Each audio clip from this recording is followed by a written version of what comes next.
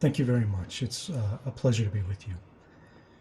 It's difficult to be here. I struggle to understand how we can be here after so many years. There have been so many stories told. There's been so much criticism. There has been so much deception. And where has it brought us? Has this been constructive? Is this a victory for us, for the state, for humanity, for our rights? Um, when I came forward in 2013, uh, I said the reason that I came forward was that we have a right to know that which is done to us and that which is done in our name by our governments. Uh, that was already under threat. And when you look at the world since, it seems that that trend is accelerating. Do we still have that right? Do we have any rights if we don't defend them?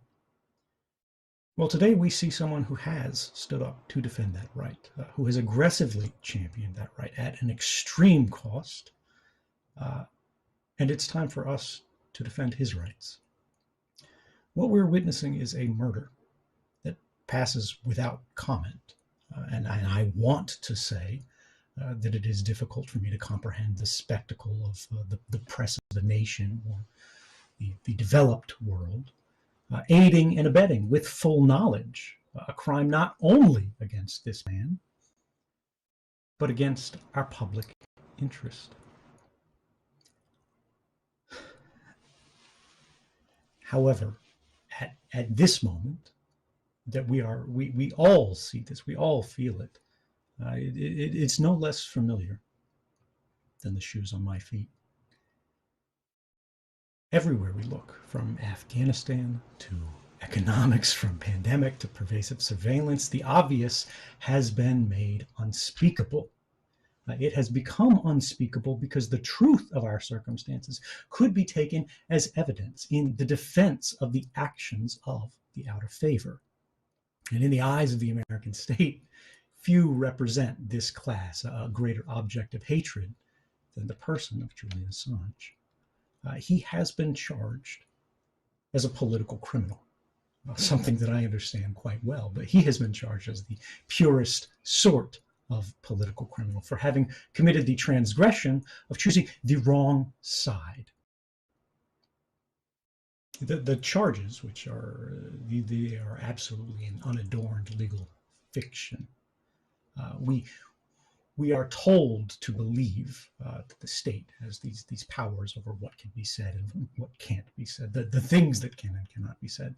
But what happens if we permit that? Where does that lead? What are we? Can we be said to be free if even our power to express ourselves, to understand the facts of our world can be fenced off from us? And we look beyond, through the gauze, through the veil, at what could be the facts of the world, but we're not permitted to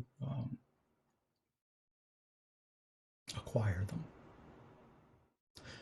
Julian Assange did not accept that, and the charges against him reduced to an allegation to commit the crime of journalism in the first degree, which is to say, when we look at it applied elsewhere, the same sort of publication of classified material that we see in the New York Times or the Washington Post, aggravated by a conspiracy to accomplish the same, which is simply uncovering an uncomfortable truth.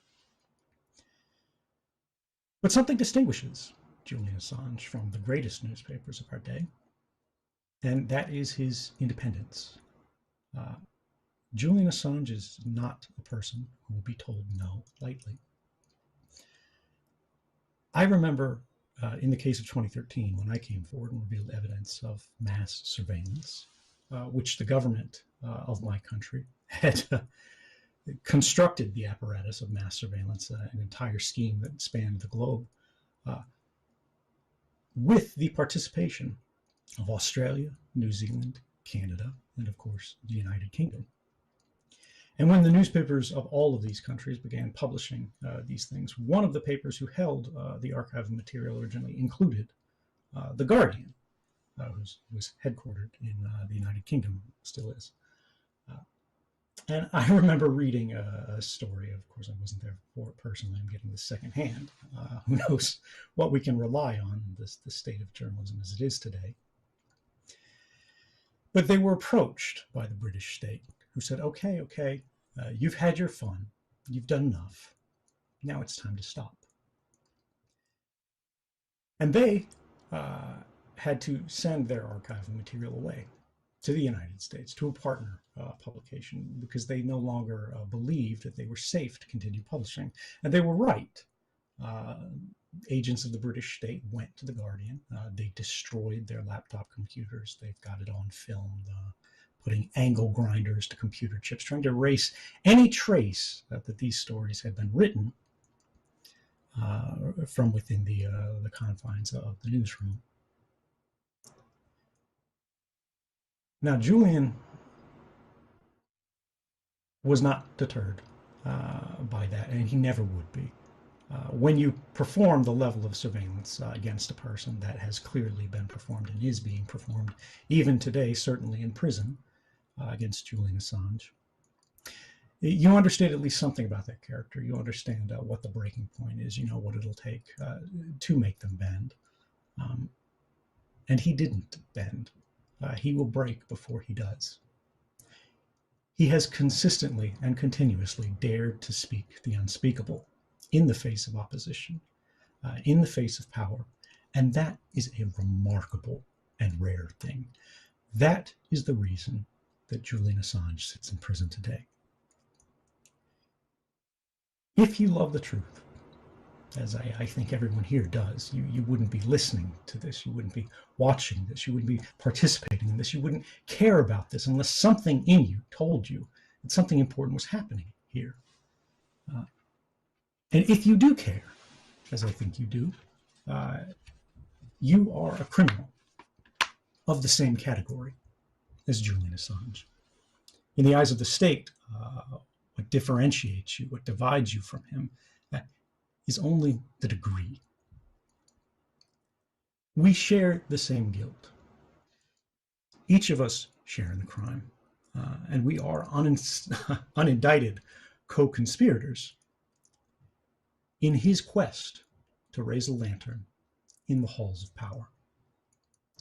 Each of us shares in the forbidden desire to see justice done not merely to the instruments of these darkest moments of the human condition that we've heard about all day here, torture, extrajudicial killings, aggressive war, but to see justice done to their architects. And I have to say here, each of us will also share, and to me it will happen without the faintest regret, in his ultimate fate, if we do not stop what is happening now. What is happening to Julian Assange is a crime, and he must be freed. If we're going to free the world, we have to free Assange. Thank you, and stay free.